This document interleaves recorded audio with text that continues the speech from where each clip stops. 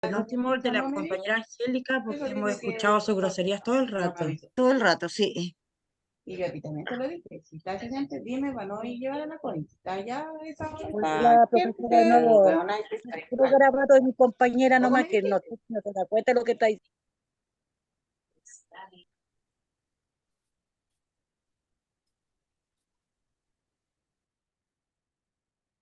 Ya. Ahí están silenciados. Ya, tuvo un problema con el internet, ya, y se me cerró la reunión. Por eso no me escuchaba yo, ya, pero ahí ya pude volver a ingresar. Eh, bueno, como les iba diciendo, ya, que la medicina constantemente ha ido cambiando, ya, hoy en día existen diagnósticos que antes no se habían estudiado. eh, y sí hay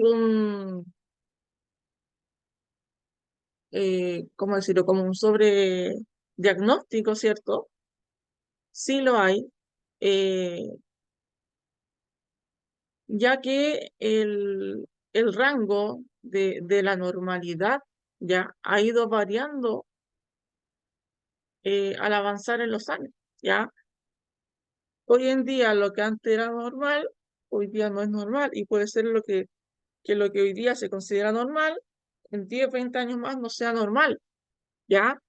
Y esto va sucediendo porque van surgiendo nuevos estudios, van surgiendo nuevas teorías, etcétera, ¿ya? Eh,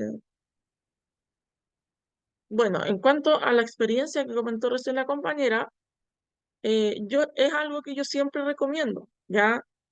Si bien lo ideal es tener siempre un médico de cabecera, porque si nosotros constantemente estamos buscando otros médicos, entre todos ellos nunca se van a colocar de acuerdo, ¿ya? Ahora, eh,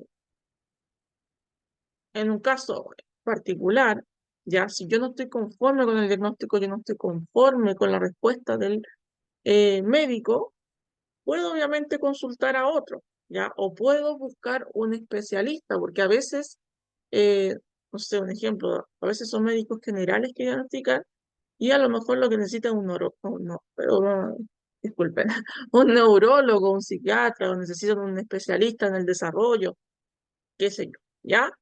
Pero eso en el fondo lo que quería transmitirle, que en sí la normalidad va cambiando, ¿cierto? Desde la percepción de cada persona y por los nuevos estudios que van surgiendo.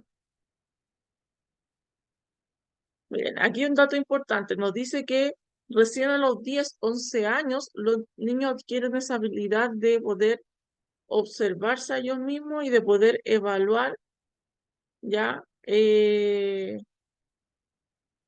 su parte como psicológica, ¿ya? Antes de esos no tienen esa capacidad, por lo tanto, requieren de un adulto que detecte estas conductas irregulares.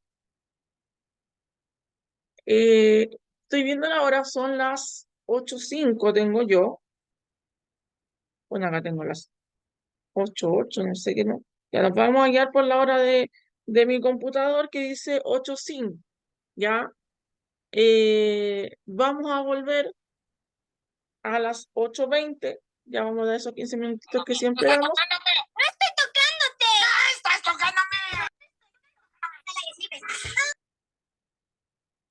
Ya a las 8:20 entonces estamos de vuelta y continuamos con la clase.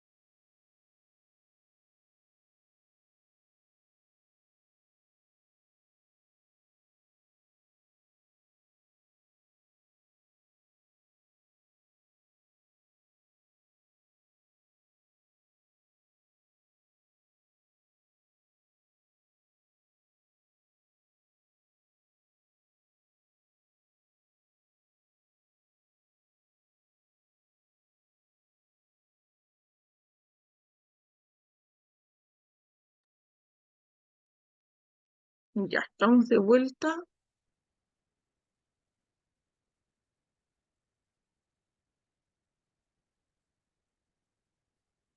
Vamos a continuar ya para que podamos alcanzar a terminar la clase. Vamos entonces ahora a ver lo que son los grupos diagnósticos de la psicopatología infantil, ya en donde se van a dividir estos diagnósticos en ciertos grupos. Vamos a comenzar con el grupo de los trastornos generalizados del desarrollo, ya que consisten en ciertas deficiencias generales en varias áreas del desarrollo. Por ejemplo, ahí tenemos el trastorno autista, que es una afección relacionada con el desarrollo por diferencias en el cerebro, ¿ya? Tienen ciertas diferencias en el cerebro, lo que hace, ¿cierto?, es afectar la comunicación y la forma de percibir las cosas. Luego tenemos el trastorno de Rett, que es una mutación genética muy poco frecuente, ya que afecta el desarrollo también cerebral. En el caso de las niñas, hace que pierdan la coordinación y el habla y la capacidad para usar sus manos. Luego tenemos el trastorno desintegrativo infantil, que aparece antes de los 3 años y su característica principal es la pérdida drástica del funcionamiento de la conducta y del desarrollo. Luego tenemos el trastorno de Asperger, ya que es muy parecido a lo que es el trastorno de autista, pero menos severo, ¿ya?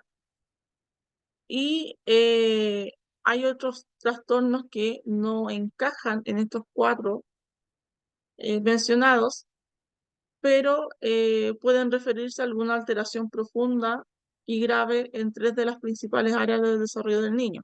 Si el niño tiene problemas de comunicación, de interacción social, ausencia, ¿cierto?, de ciertos comportamientos o actitudes que son esperados a su edad, podría caer dentro, ¿cierto?, de este grupo que tiene que ver con trastornos generalizados del desarrollo. Y ahí, de hecho, hay un video. Ay, no. Trastornos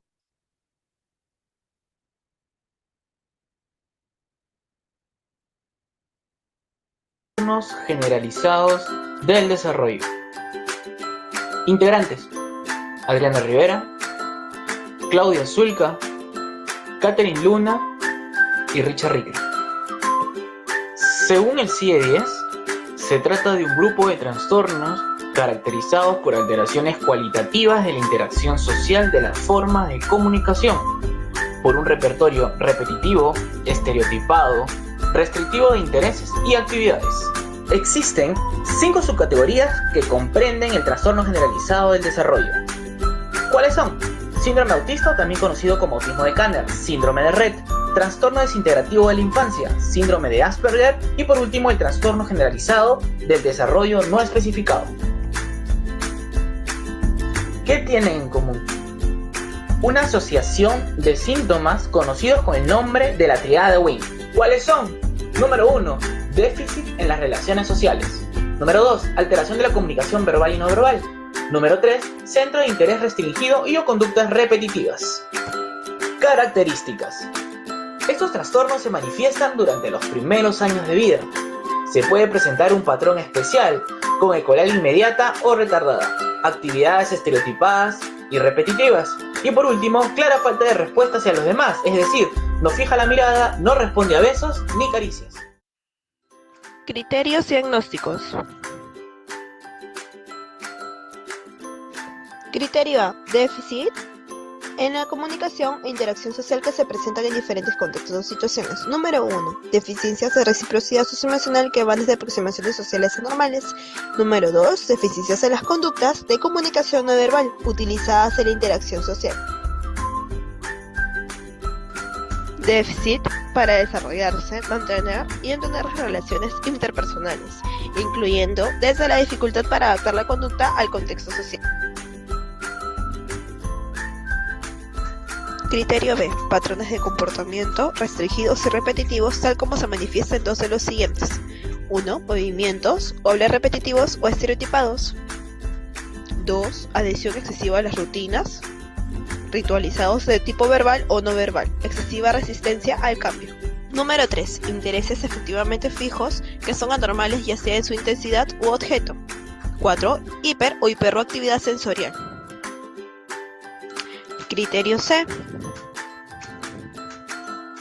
Los síntomas deben estar presentes en la primera infancia.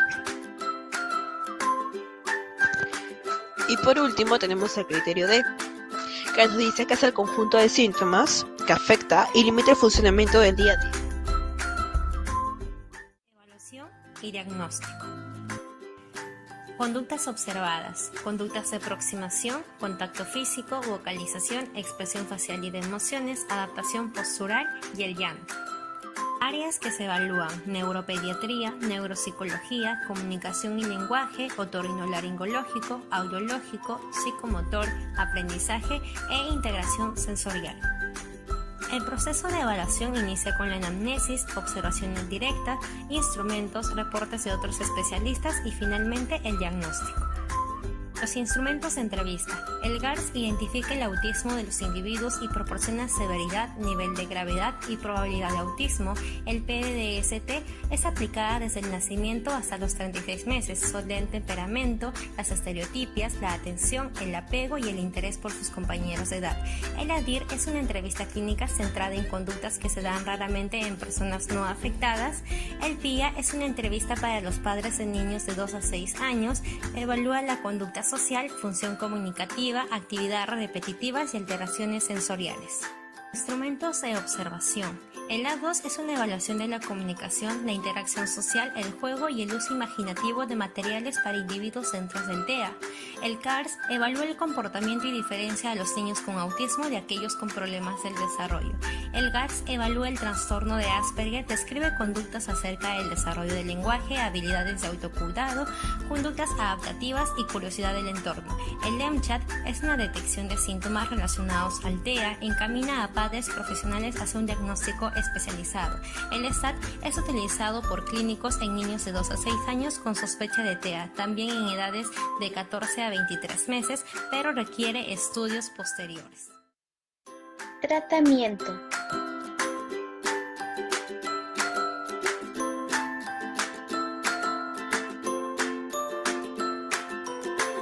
Abordaje terapéutico. Dependerá de la edad, afectación cognitiva, existencia de lenguaje y conducta. Se establece el vínculo terapéutico psicólogo-paciente. La terapia cognitivo-conductual suele ser la más eficaz, interviniendo variables como duración, intensidad y especificidad. Intervención familiar. Se ofrece ayuda en el manejo de los problemas conductuales y afectivos por sus hermanos. Se da apoyo y contención donde se expresan las dudas y sentimientos. Tratamiento farmacológico. Solo se da en pacientes que presentan problemas de conducta grave, de inquietud motora, agresiones y conductas estereotipadas. Grupos orientados a padres e hijos. Dependerá del tiempo. Adherencia al tratamiento, intercambio de experiencias como escolarización, evolución de intervenciones y pronóstico. Comparten el grupo sus experiencias, cómo se han ido resolviendo los problemas.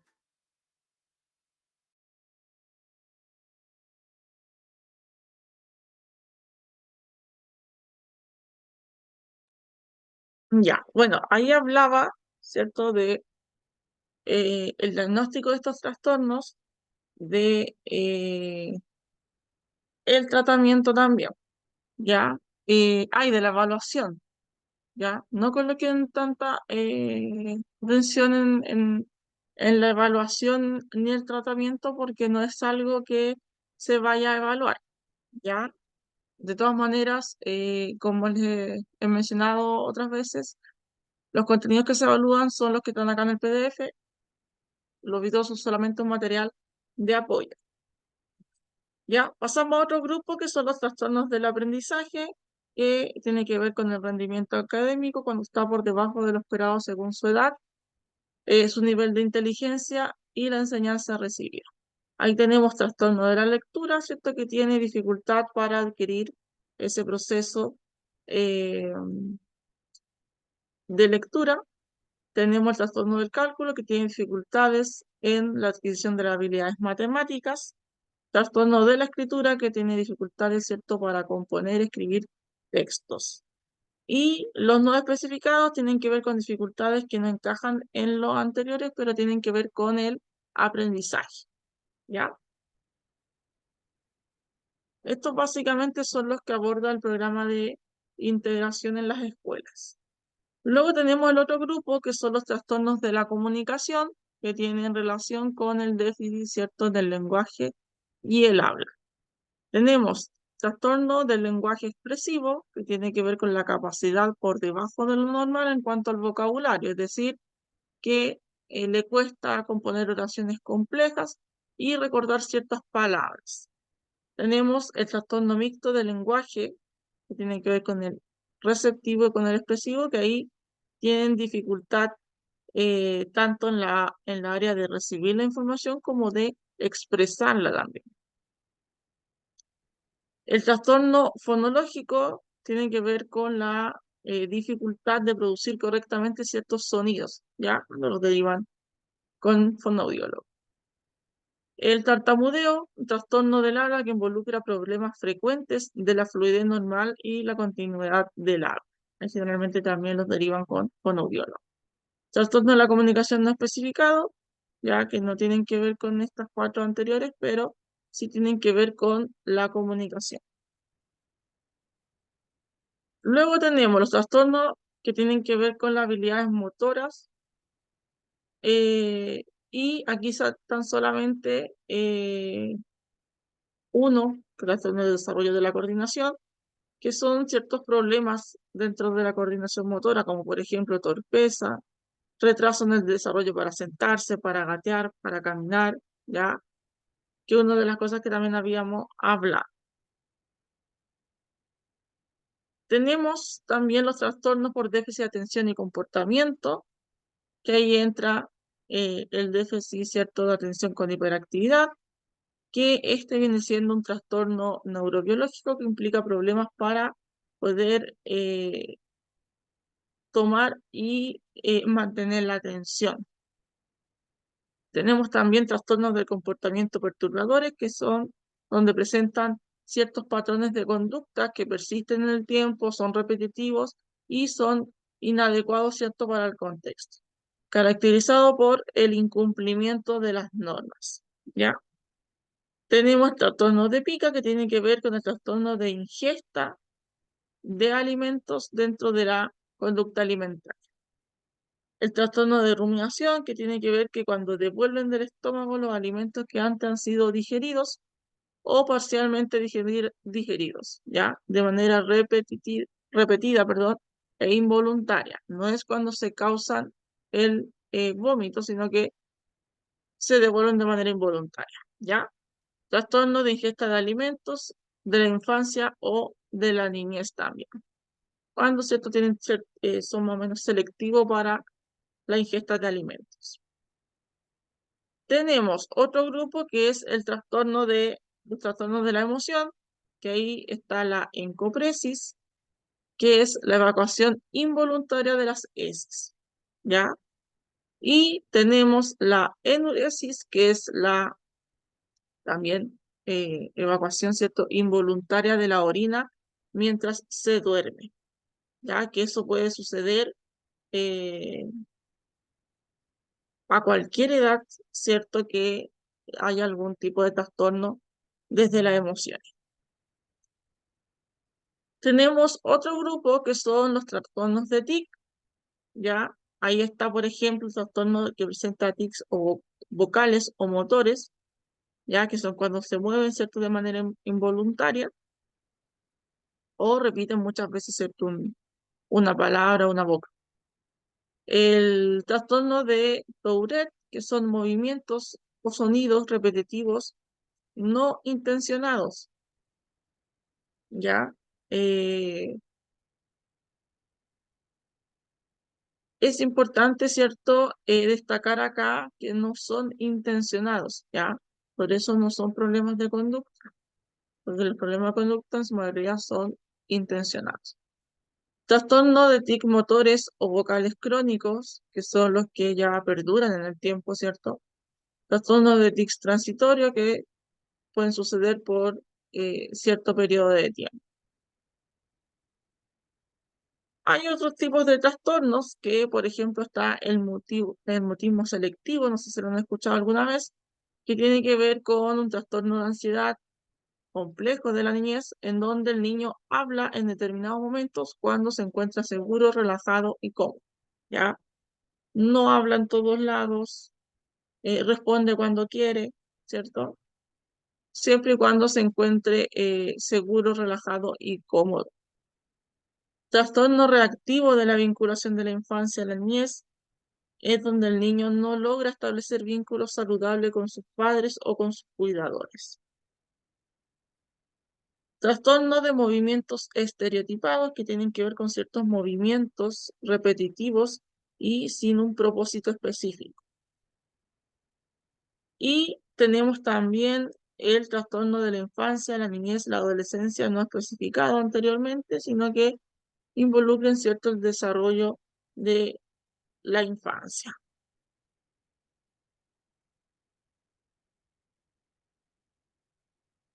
Generalmente, ya en cuanto a estos grupos de diagnóstico, ya de psicopatología, van a estar en las preguntas de desarrollo, ¿ya? O sea, se le puede preguntar, por ejemplo, eh, por los trastornos de la emoción, ¿cierto? Pero más que nada de alternativa. Ahora, con respecto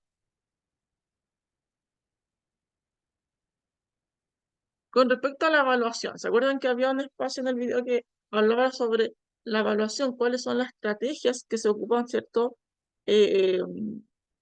Para poder diagnosticar, evaluar estos trastornos. La principal y la más confiable, ¿cierto? Es la entrevista clínica general que se hace, en donde muchas veces es en base como tipo de encuesta, ¿cierto? Y donde uno responde sí, no, a veces, nunca, siempre, ¿ya? O a veces son semi-estructuradas, ¿cierto? Donde se les pregunta por cierta temática y se va indagando un poco más en ciertas que requieran mayor información más objetiva, ¿ya? Bueno, dentro de estas evaluaciones tenemos las observaciones sistematizadas, ¿ya? Que en donde la persona tiene que observar, proyectar, ¿ya? Ciertas indicaciones que le da el evaluador, ¿ya? Por ejemplo, tenemos allí el test de Rocha, que se lo voy a mostrar acá.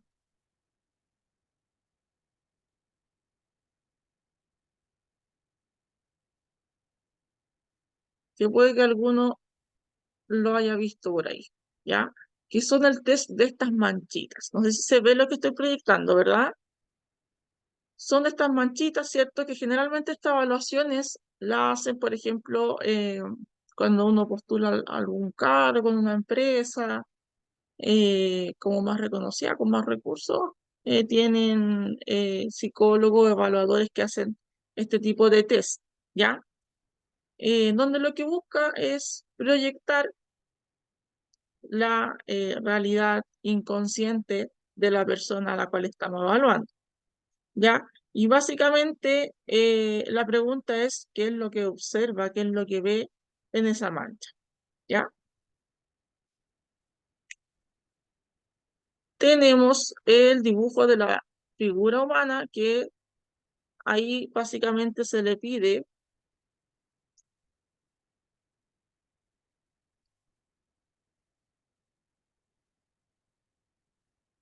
a la persona que dibuje una figura humana, ¿ya? Esa simplemente es la indicación, no se le indica si es mujer, si es hombre. Sí, ese también. Solamente una figura humana, y dependiendo de eso, ¿cierto? Se van evaluando de qué manera uno proyecta, ¿cierto? Esa figura. Tenemos, claro, ahí no están, pero ese es de la persona bajo la lluvia, el que decía Isabel, ¿ya? De la...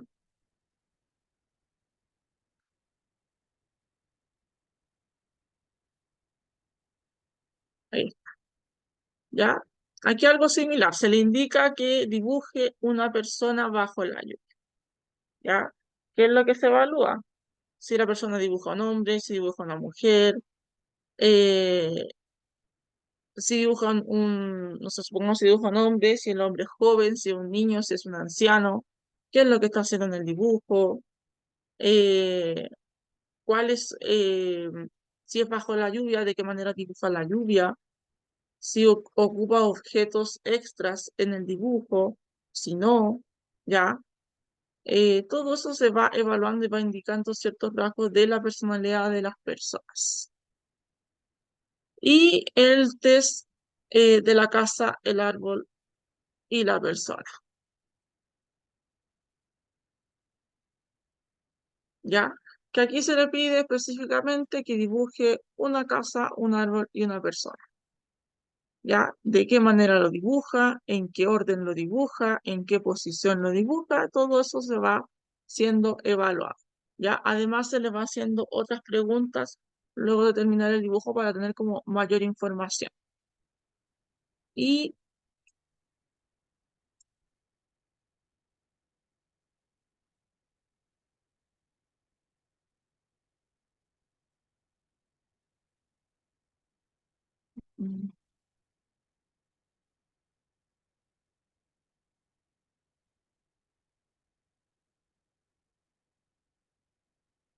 ya, y está el CAT también, que es un test que se realiza específicamente a los niños, ¿ya? Que está. Luego tenemos otro grupo de pruebas que son las de inteligencia, ¿ya? Ahí, por ejemplo, dentro de los más conocidos está el WISC, que es una batería de varias pruebas. Realmente lo hacen para medir la inteligencia. Y a muchos se lo hacen en la escuela, ¿ya? Tiene preguntas relacionadas al lenguaje, tiene preguntas relacionadas a la capacidad de la adquisición matemática, tiene pruebas de coordinación, ya de memoria, todo eso se va evaluando. Son muchas, muchas pruebas. ¿Ya? Y lo otro es muy parecido, ¿ya? Que van evaluando también la inteligencia. Después tenemos escalas del desarrollo, que básicamente nos va a indicar si es que el niño tiene un problema del desarrollo según la edad, ¿cierto?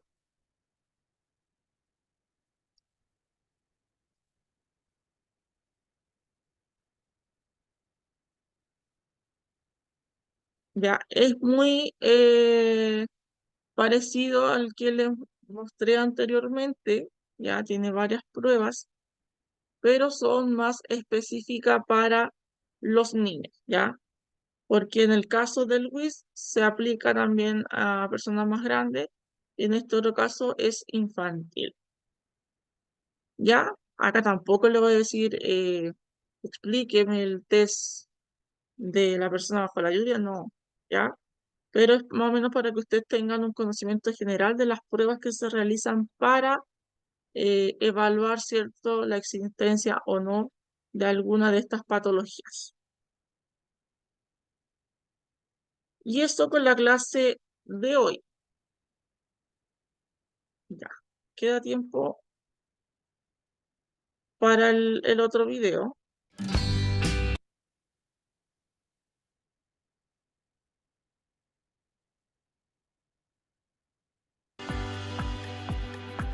La psicopatología es la ciencia que estudia los aspectos desviados o anormales del funcionamiento mental y la conducta humana, tanto de los adultos como de la niñez y adolescencia. También busca entender los procesos causales dentro del desarrollo, desde que nacemos hasta que nos morimos. La psicopatología busca responder 3 preguntas básicas.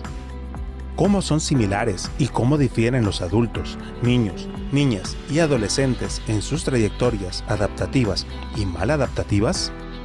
¿Qué factores están asociados a las diferencias en el funcionamiento psicológico de las personas? ¿Cuáles son las consecuencias de las historias personales, las estrategias de afrontamiento, entre otras, en el ajuste de las personas? De tal forma que existen 4 criterios para considerar a una conducta como normal o anormal. Criterio normativo, que también se le conoce como criterio estadístico, y hace referencia a aquellas personas que se comportan de forma contraria a la mayoría de la gente, o de manera muy distinta de lo que se espera que debemos vivir de acuerdo con las normas de nuestra sociedad. Criterio subjetivo. Es cuando alguien percibe que su condición difiere de la condición de la mayoría, es decir, que es la propia persona la que juzga su propia conducta como la anormal. Criterio de adaptación. Hace referencia a cuando la conducta o comportamiento de la persona no contribuye a la supervivencia y a la adaptación del medio en el que se encuentra, y por ende la conducta es anormal. Criterio inexplicabilidad. Hace alusión a cuando una persona hace cosas o siente cosas que no se pueden explicar. El desarrollo evolutivo también entra en interacción con factores genéticos, biológicos, psicológicos y socioculturales de cada persona. Todos estos factores en conjunto protegen o ponen en riesgo a las personas de desarrollar una patología. Algunos de los principales trastornos que se observan más en la niñez y adolescencia son: trastorno negativista desafiante. Este se caracteriza por una forma persistente y reiterada de comportamiento disocial, agresivo o retador. Por ejemplo, perder la calma, estar enfadado o resentido, discutir frecuentemente con la autoridad, entre otros. Trastorno de la conducta. Similar al anterior, este conlleva incumplimiento de las normas sociales que afectan la convivencia de todos, como iniciar peleas, robar, utilizar armas, lastimar animales o personas, entre otros. Trastorno de atención e hiperactividad. Consiste en patrón persistente de inatención y o hiperactividad impulsividad, que interfiere con el funcionamiento o el desarrollo, como seguir instrucciones, descuidar tareas escolares o no terminarlas, entre otros.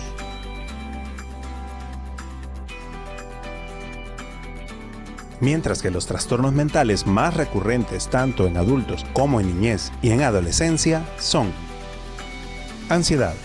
Es una respuesta anticipatoria a una amenaza futura, que se caracteriza por sentimientos de miedo desproporcionales, pensamientos de peligro inminente, conductas de huida, ataques de pánico, entre otros. Depresión. Se caracteriza por la presencia de la tristeza o de humor irritable la mayoría de los días, pérdida de interés por las cosas, pérdida del placer y tendencia a ideas suicidas. Trastorno de estrés postraumático. Se caracteriza por la presencia de estrés luego de un evento traumático, como una muerte violenta, agresión física o sexual, o un proceso de migración irregular. Como decimos, con ojos cerrados. Con los ojos cerrados. Realmente con los ojos cerrados. Con los ojos cerrados, ¿no? Con los ojos cerrados, recomendaría a Colombian Heart. Con los ojos cerrados. Más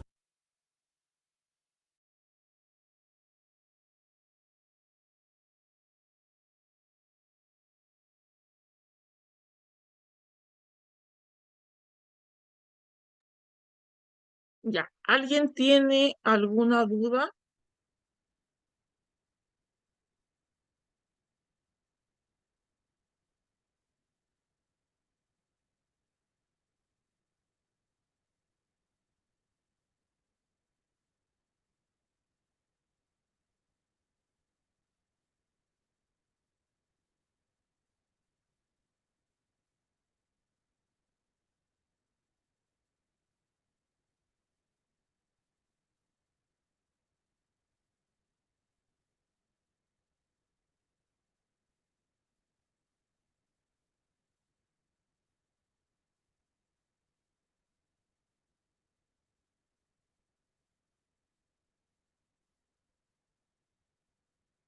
a pasar la lista entonces. Aida Aguilera.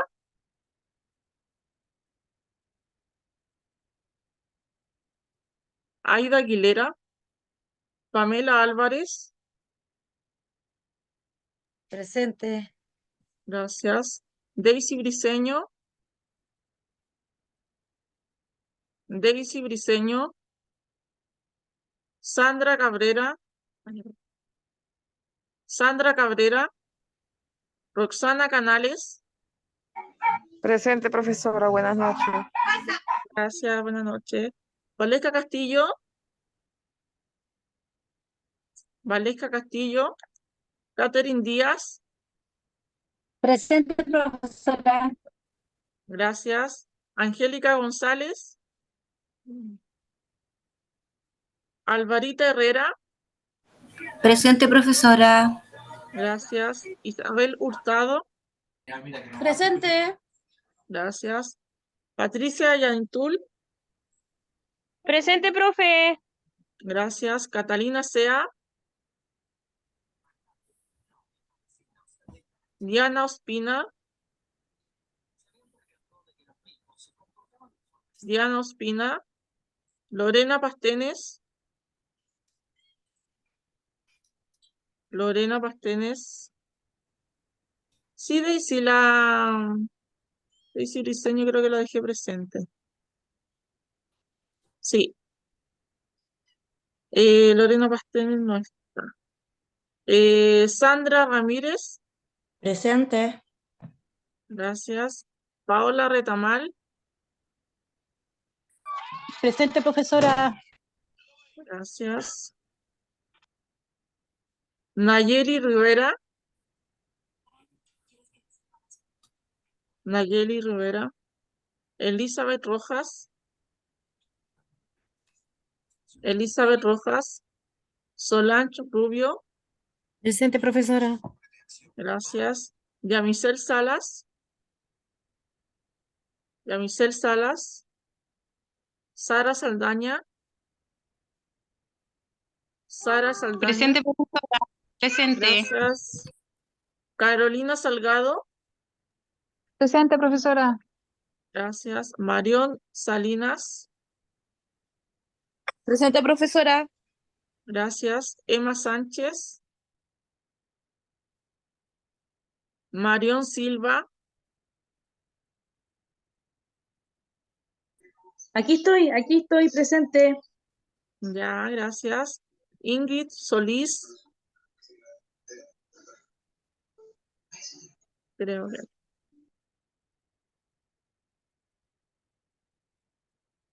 De ahí anoto los que me informan, ¿ya?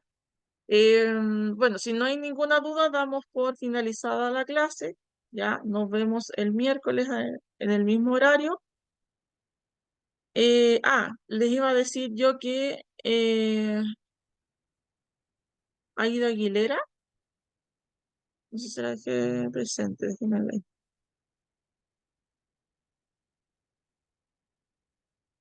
Ya, Aida es que presente. Cuando tuve un problema con la conexión, se paró la grabación, ¿ya? Y cuando volví tuve que volver a colocarla, a iniciar la grabación, ¿ya? Por lo tanto, voy a tener que subir 2 grabaciones que corresponden a la clase número 7, ¿ya? Para que ustedes sepan que van a haber 2 links con la clase número 7, ¿ya? Porque va a estar dividida, ¿ya? Así que me despido, que tengan buena noche, que descansen. Chao, chao. Chao.